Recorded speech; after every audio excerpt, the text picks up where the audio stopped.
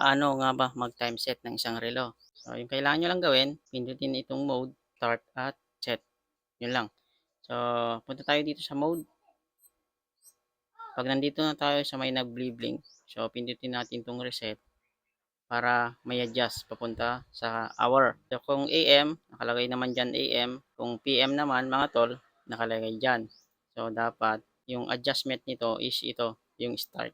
So, kung PM na sa inyo, pindutin mo lang siya hanggang, ayan, PM na siya. So, example lang ito mga tol. So, yung oras natin is 12:30. Ayan. So, pindot na lang natin itong reset para pumunta dito, para lumipat. So, ito yung adjustment niya, itong start. Ayan. So, 12:30, ganun lang siya, simple. No? So, kung 12:30, ayan, pindutin lang natin ng 12:30, ayun na. Saka natin ipindot tong reset para mapunta sa date. Ayan. Ito yung tagalipat. Ito naman yung taga-adjust.